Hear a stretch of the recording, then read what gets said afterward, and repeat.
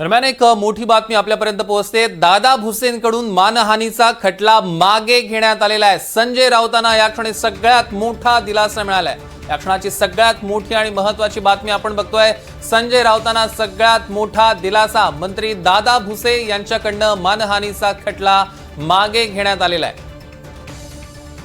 आपण बघतोय संजय राऊत आणि दादा भुसे एकत्रच इथे पोहोचले होते। काही वेळापूर्वीच आपण ही बातमी दिलेली आणि आता संजय राऊतांना मोठा दिलासा। या क्षणाची सगळ्यात मोठी अपडेट आपण बघतोय। मालेगावातल्या या प्रकरणी मंत्री दादा भुसेंकडून मानहानीचा खटला मागे घेण्यात आलेला आहे।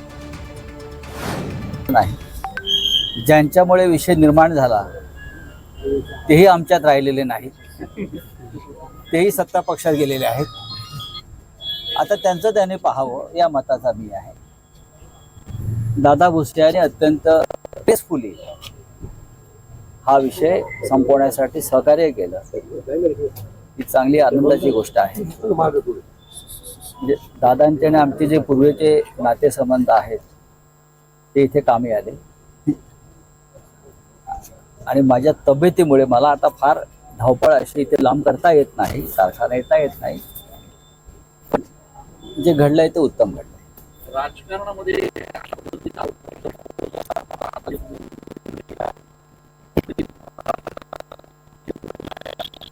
संस्कृती आहे ना, यापेक्षा वेगळी संस्कृती कधीच महाराष्ट्राची नव्हती आणि ही संस्कृती कायम राहावं असं आम्हाला दोघांनाही वाटतं। दादा बोलतील ना आता साहेब, पण यापुढे पुन्हा अशी वक्तव्य होतील का? बघा, ते वक्तव्य मुळात ज्या आधारावर मी केलं होतं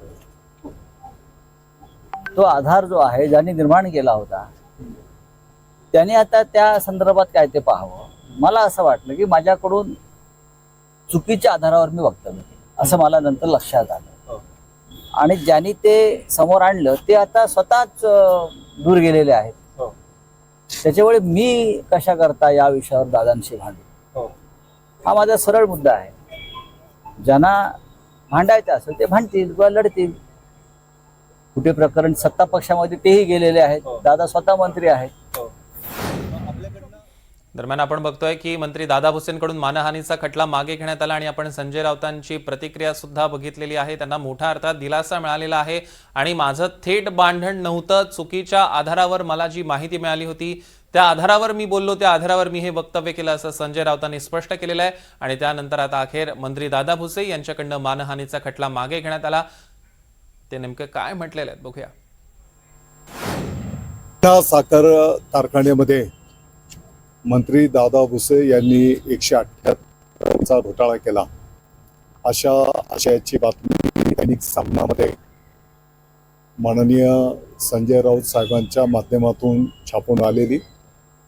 मला वाटतं की सर्व मालेगाव आणि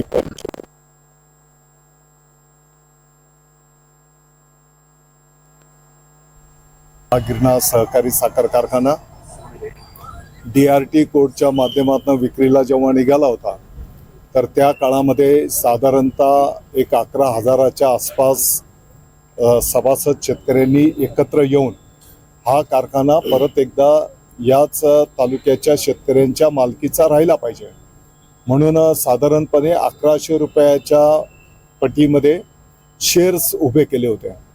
आपल्या सर्वांना माहिती आहे की एक महिनाभर सर्व पक्षीय लोकांनी एकत्रितपणे येऊन हा प्रयत्न केला होता। दुर्दैवाने काही लोकांनी त्या काळी पण अफवा पसरवल्या आणि मोठं भाग भांडवल आपलं उभं राहू शकलं नाही। जी काही 1,60,70 लाख रुपये रक्कम जमा झाली होती ती रक्कम नंतरच्या काळामध्ये आर्मस्ट्रॉंग कंपनीने जो कारखाना घेतला त्या कंपनीला RTGSच्या माध्यमातून आपण ती ट्रान्सफर केलेली आहे। हे सर्व गोष्टी रेकॉर्डवर आहेत आणि मग असं असताना जो काही आरोप आपल्या मालेगाववर केला गेला आणि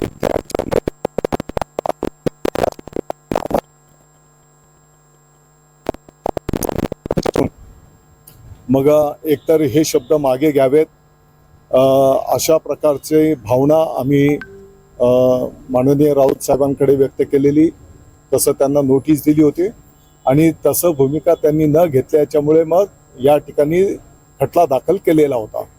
नंतरच्या काळामध्ये राऊत साहेबांनी याचं सगळं पडताळणी केल्याच्या नंतर त्यांना हे आढळून आलंय की आपण केलेला जो काही आरोप आहे तो चुकीचा आहे, निराकस खोटा आहे. ज्यांनी त्यांना माहिती दिलेली होती, मला अपेक्षित होतं की त्यांनी नाव सुद्धा घ्यायला पाहिजे होतं. हो, मी सांगतो ना, मी सकाळी नाव घेतलेलं आहे. तर अद्वै हिरे यांनी ही माहिती दिली होती, सत्य आहे. सकाळी मी या विषयावर बोललेलो आहे.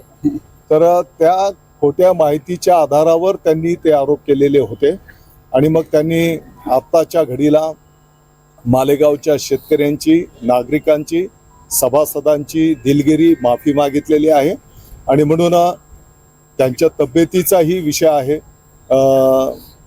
या सर्व गोष्टींचा विचार करून आज हा खटला मागे घेण्यात आलेला आहे. आज जो